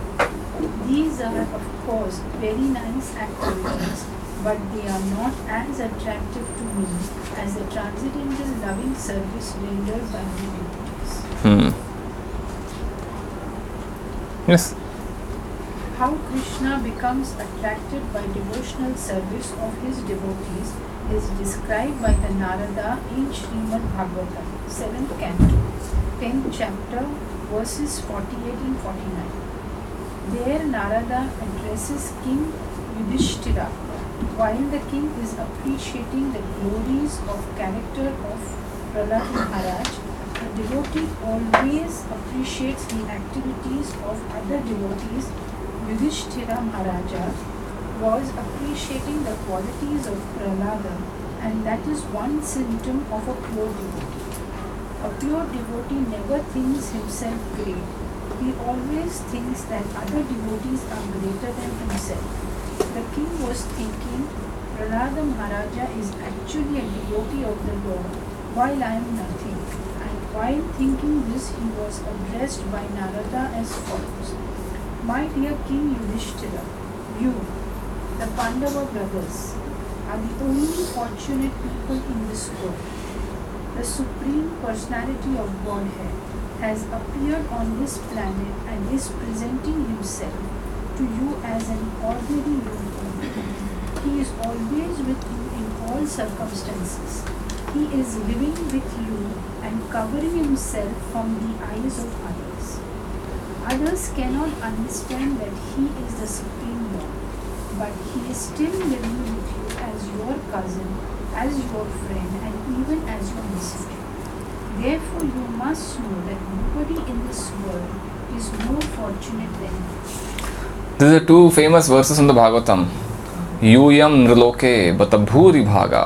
Lord Narad Muni is talking to Yudhishthir. And this verse appears twice in other place also. Yudhishthir is glorified as, you are so fortunate, Lord Krishna, the Supreme Param Brahma Manushalingam. What is that? Yeshan Gruhan Avasatiti Sakshat Gudham Param Brahma Manushalingam. The Supreme Person, the Para Brahma, he is residing in your home as an ordinary human and guiding you as a chariot driver, giving you counsel, going on in Rajasuya sacrifice, he is helping you. So many ordinary dealings. Supreme Lord acting like your close friend and relative. What can be a greater fortune? You have purchased the Supreme Lord by your pure devotion. Shri Krishna Akarshini. So that's what the reference. This is the main reference for that quality. And of course, Radharani and the Gopis are definitely there. But even among Pandavas that quality is exhibited. In Bhagavad Gita, when Krishna appeared in his universal form, Arjuna prayed, "My dear Krishna, I thought of you as my cousin brother, and so I have shown disrespect to you in so many ways, calling you Krishna or friend. But you are so great that I could not understand." So that was the position of the Pandavas. Although Krishna is Supreme Personality of Godhead, the greatest among all greats, he remained with those royal brothers, being attracted by their devotion, by their friendship, and by their love. That is a proof of how great this process of devotional service is. It can attract even the Supreme Personality of Godhead. God is great, but devotional service is greater than God because it attracts him. People who are not in devotional service can never understand what great value there is in rendering service to the Lord. So that's the power of pure devotion. This is what we have inherited from our parampara, from our acharyas. We can purchase the greatest, most valuable object in the entire creation, that is Krishna. And all we have to do is follow the process strictly and wait for the blossoming of the flower of fruit of devotional service. So that's the end of chapter 1, characteristics of pure devotional service. Friends or questions anyone has, wants to add anything?